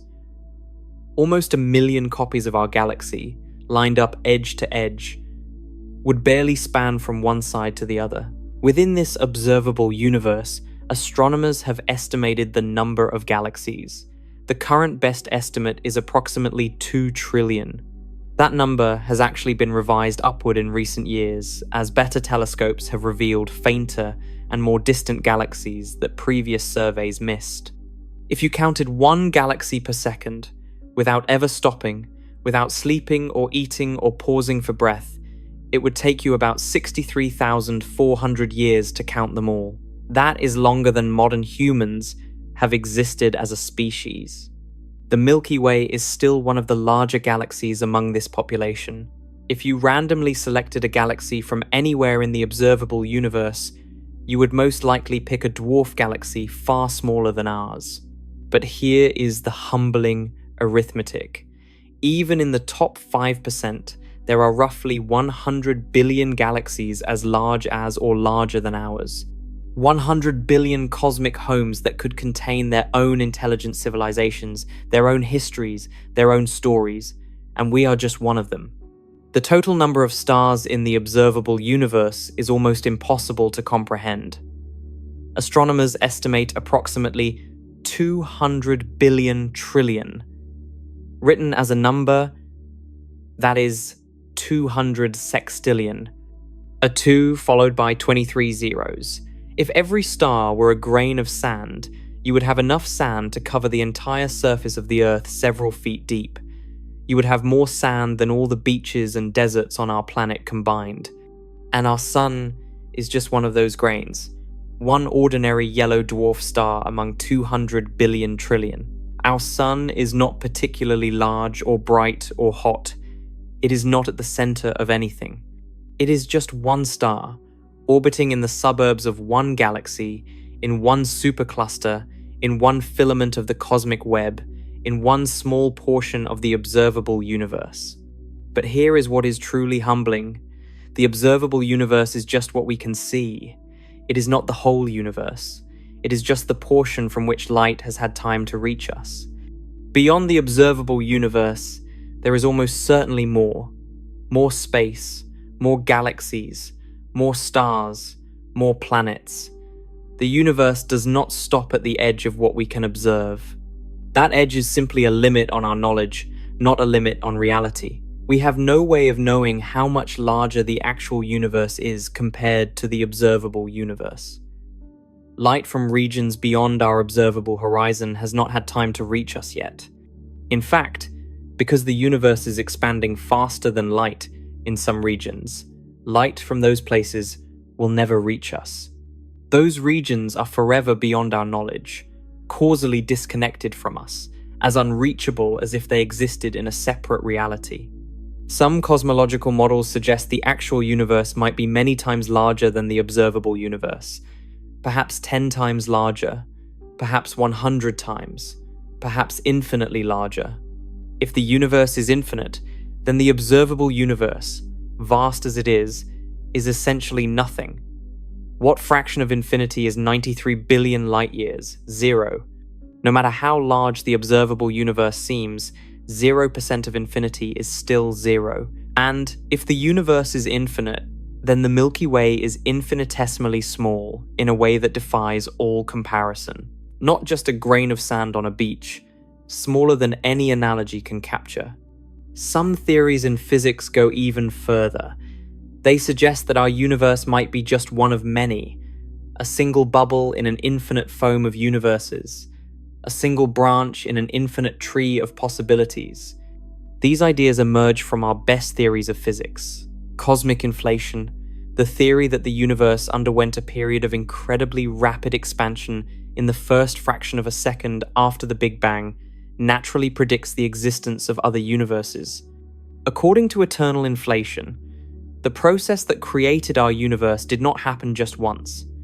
It is happening constantly, spawning new bubble universes that spawn more bubble universes in an endless cascade. Each of these universes might have different physical laws, different values for the fundamental constants, different numbers of dimensions. Some might be hospitable to life, others might be sterile, incapable of forming atoms or stars or anything interesting at all. Other interpretations of quantum mechanics suggest something similar.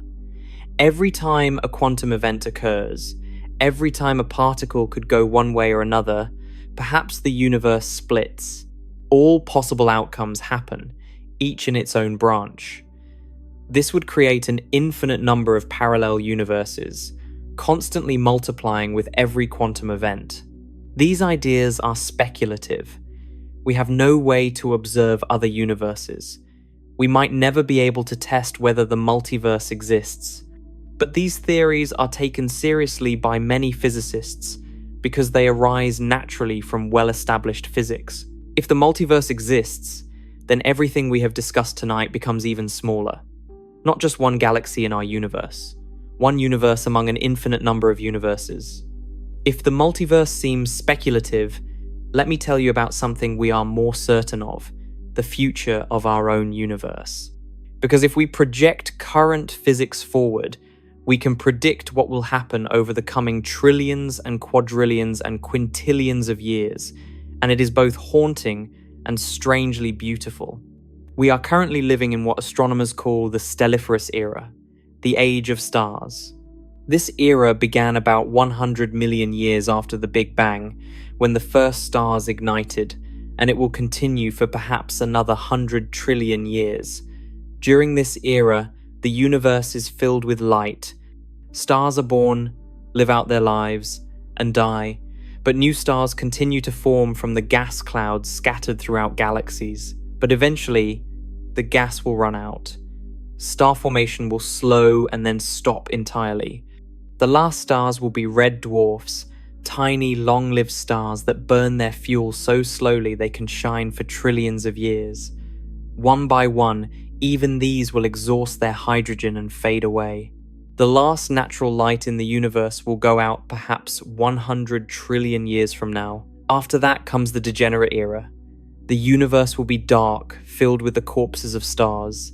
White dwarfs, the remnants of stars like our sun, will slowly cool over quadrillions of years, fading from white to yellow to red to infrared to nothing. Neutron stars, the collapsed cores of massive stars, will spin down and cool. Black holes will drift through the darkness, occasionally capturing matter that strays too close.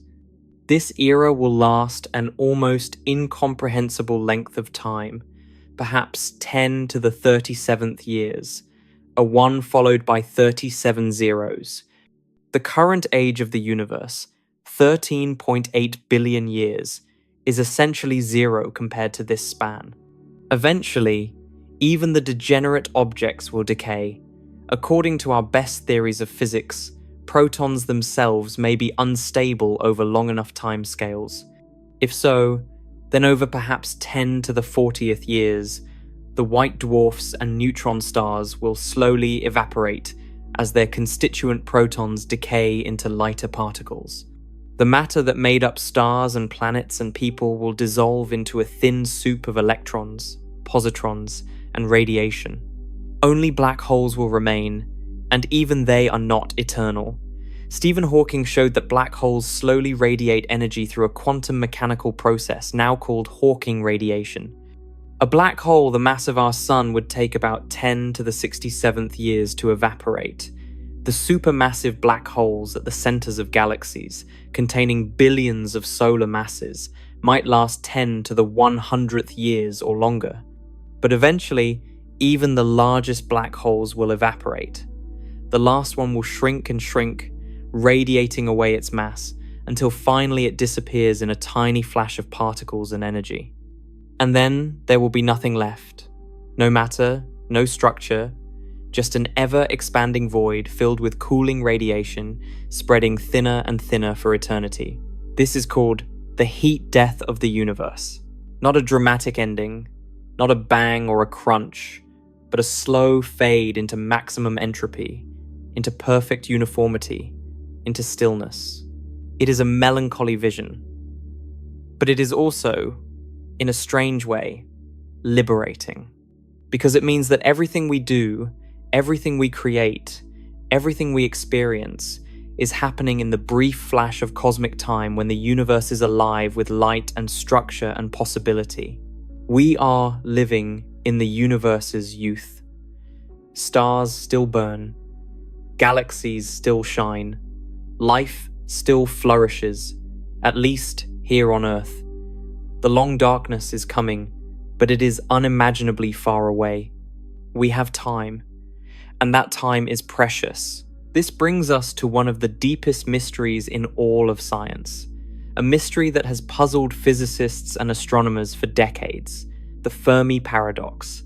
The numbers we have discussed tonight suggest that life should be common in the universe. Trillions of galaxies, sextillions of stars, countless planets orbiting those stars.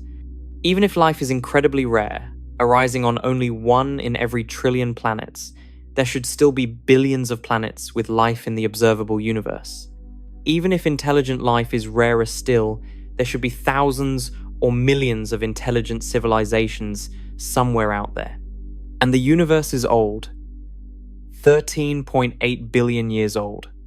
Many of those civilizations could have arisen billions of years before Earth even existed. They could have had billions of years to develop technology, to explore the galaxy, to spread among the stars. And yet, we have never detected a signal from any of them. No radio transmissions from alien civilizations, no signs of megastructures built by advanced intelligences, no evidence of spacecraft visiting our solar system. The galaxy seems silent. Where is everybody? This is the Fermi paradox, named after physicist Enrico Fermi, who famously asked this question during a lunch conversation in 1950. The numbers say intelligent life should be common. The evidence says we are alone. Both cannot be true. Something is wrong with our assumptions. There are many proposed solutions. Perhaps life is rarer than we think. Perhaps the jump from simple chemistry to living cells requires conditions so specific that Earth might be genuinely unique. Perhaps life arises easily, but intelligent life rarely evolves. Perhaps intelligent civilizations rarely develop technology. Perhaps technological civilizations destroy themselves soon after they arise, through war or environmental catastrophe or misuse of powerful technologies. Perhaps civilizations are out there but are staying quiet. Perhaps they have learned that announcing your presence in a potentially hostile universe is dangerous. Perhaps they are communicating in ways we cannot detect. Perhaps radio waves are a primitive technology that advanced civilizations abandoned long ago. Some proposed solutions are more unsettling. The Great Filter hypothesis suggests that somewhere between dead matter and a galaxy-spanning civilization, there is a step that is almost impossible to pass. A filter that stops nearly every lineage of life from progressing further. The question is whether this filter is behind us or ahead of us. If the filter is behind us, it might be the origin of life itself, or the evolution of complex cells, or the development of intelligence. If any of these steps is extraordinarily unlikely, it would explain why we see no alien civilizations. They simply never arose. We made it through the filter, but almost no one else does. But if the filter is ahead of us, the implications are darker. It might mean that technological civilizations almost always destroy themselves before they can spread to the stars. Nuclear war, engineered pandemics, runaway artificial intelligence, environmental collapse. Perhaps the great challenge is not developing technology, but surviving it. Then there is the dark forest hypothesis, popularized by science fiction author Liu Cixin. It suggests that the universe is like a dark forest filled with hunters. Any civilization that reveals its location risks being destroyed by another civilization that sees it as a potential threat. The logic is coldly game theoretical. You cannot know if another civilization is friendly or hostile. The safest strategy is to assume hostility and strike first. Or, if you are wise, to stay silent and hidden. In this scenario, the galaxy might be full of intelligent life, but everyone is hiding, afraid to make a sound. The silence we observe is not emptiness, but caution. Every civilization that ever broadcast its presence was eventually detected and destroyed. The survivors are the quiet ones. The zoo hypothesis offers a more optimistic possibility. Perhaps advanced civilizations are aware of us, but have chosen not to interfere. We might be living in a cosmic nature preserve, observed but not contacted, allowed to develop on our own. Perhaps there are rules among spacefaring civilizations, an ethical code that prohibits contact with species below a certain technological threshold. We might be the equivalent of an uncontacted tribe in the Amazon, protected by our own ignorance. Or perhaps we are simply not interesting enough. A civilization that has existed for millions of years, that has explored millions of star systems, might find nothing remarkable about another planet of primates just beginning to explore their own solar system. We might be too common to merit attention. Each of these hypotheses has implications for how we should behave. Should we broadcast our presence to the stars, hoping for contact? Or should we stay quiet, afraid of what might be listening? Should we be optimistic about our future, or worried that the great filter lies ahead?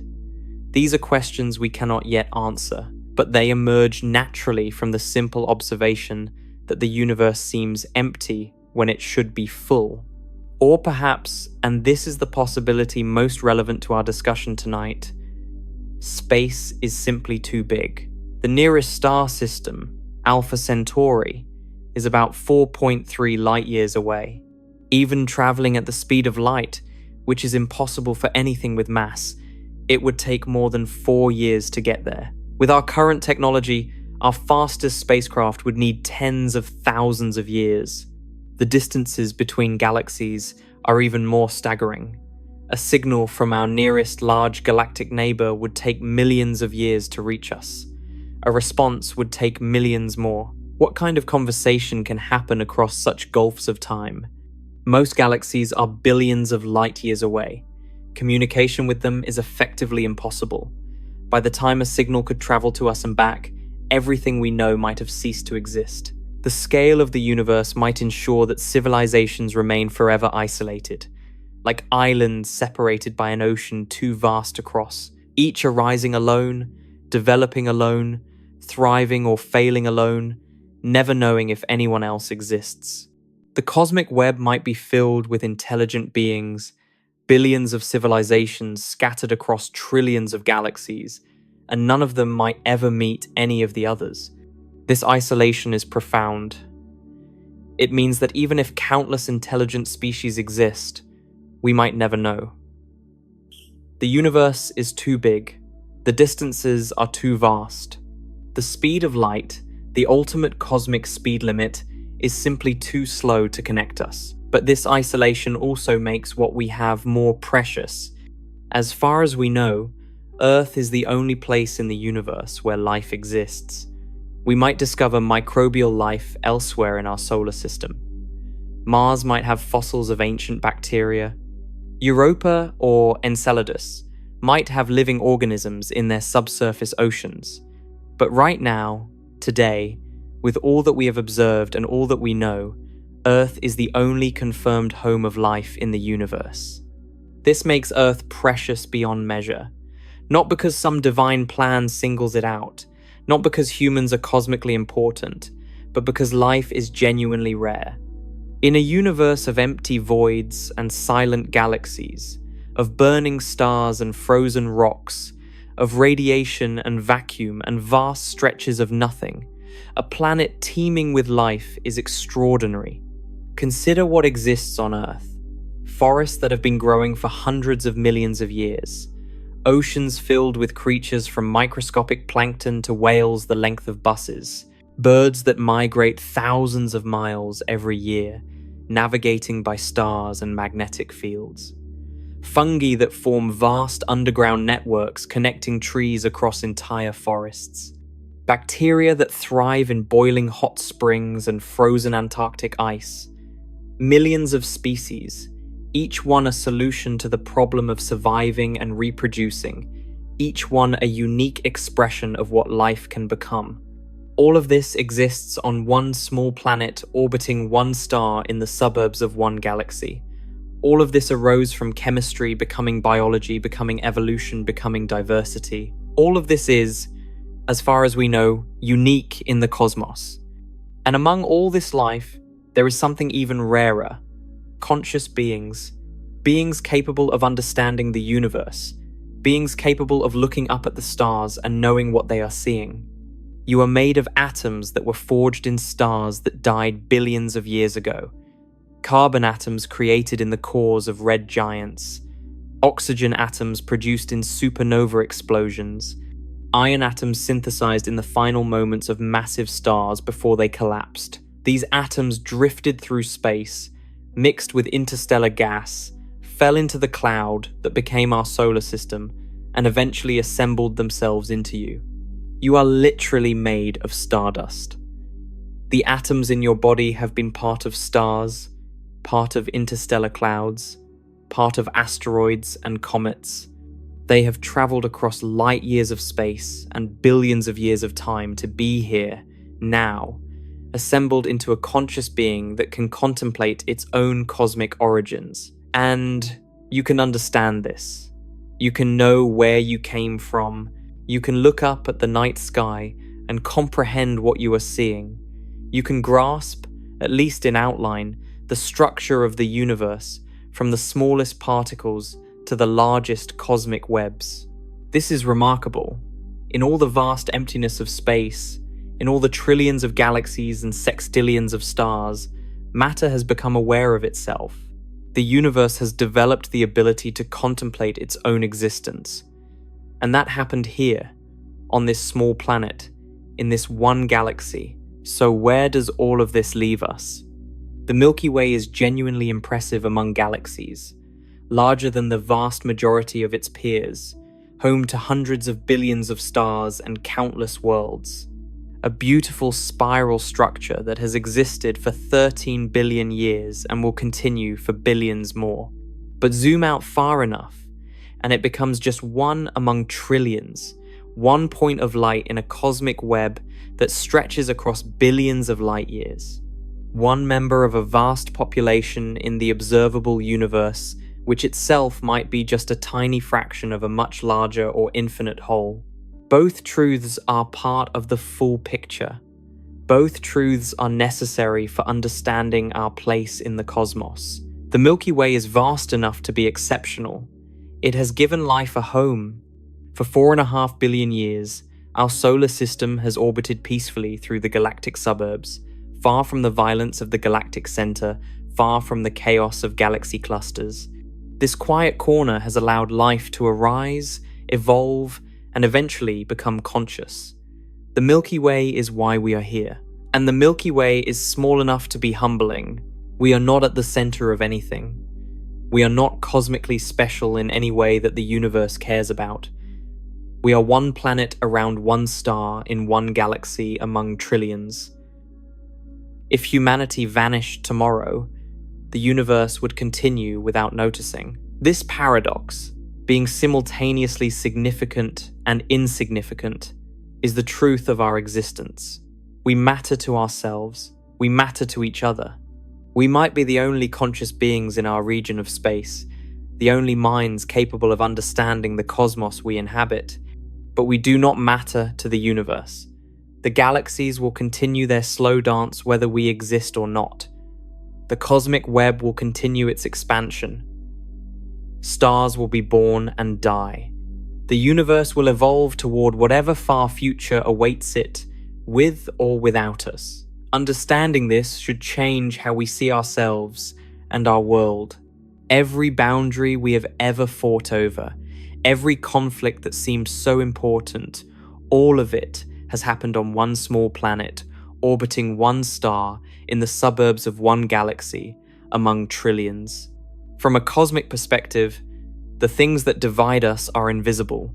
The borders we draw are not even lines. They are less than points. They are nothing at all. Every person you have ever known, every person who has ever lived or will ever live, all of them share the same cosmic address, the same planet, the same solar system, the same galaxy. We are all in this together, isolated on a small island of life in an ocean of emptiness that stretches for billions of light years in every direction. This perspective does not make our lives meaningless. If anything, it makes them more meaningful. Because we are here, we are aware. We can understand our place in the cosmos even as that understanding humbles us. The Milky Way is our home. When you look up at the night sky and see that band of light stretching from horizon to horizon, you are looking at home. Everything humanity has ever known exists within that glow. Every myth and story, every discovery and invention, every love and loss, every triumph and tragedy. So the next time you find yourself under a dark sky, away from city lights, look up, find that pale band of light stretching across the darkness. That is the Milky Way, one of the great galaxies of the universe, the structure that contains everything humanity has ever known or will ever know. Remember what you have learned tonight. Remember that you are looking at something genuinely impressive, larger than the vast majority of galaxies in the cosmos. Remember that you are also looking at just one galaxy among trillions, a single point of light in an incomprehensible vastness. Remember that you are part of this. Living on a small planet in a vast galaxy, in an unimaginably enormous universe, able to understand your place in it all, able to feel both the awe and the humility that comes from truly seeing where you are. The Milky Way is large, the universe is larger, and you, standing on this small planet, looking up at that ancient band of light, are part of it all. That glow has been our companion since the first humans looked up and wondered. It has inspired myths across every culture. It has guided travelers across oceans and deserts. It has sparked the curiosity that eventually revealed what it truly is. And now you know. You know what you are seeing when you look at the Milky Way. You know where it sits in the cosmic hierarchy. You know how large it is and how small. You know the paradox of being significant and insignificant at the same time. The universe is vast beyond comprehension. Most of it is empty space. Most of the matter in it will never know what it is. But here, on this small planet, matter has become aware of itself. Atoms have assembled themselves into beings that can contemplate the atoms they are made of. The universe has produced minds capable of understanding the universe. That is the true miracle, not the size of the Milky Way or the number of stars it contains. The true miracle is that any of this can be known at all, that you exist to know it. The Milky Way is our home, vast enough to be exceptional, small enough to be humbling, and that paradox is the truth of our existence in this cosmos. Thank you for joining me on this journey through the cosmos tonight. If you found value in this exploration, a like or subscribe helps more than you know. It is vast, it is tiny, it is home. Good night, and sleep well under the stars.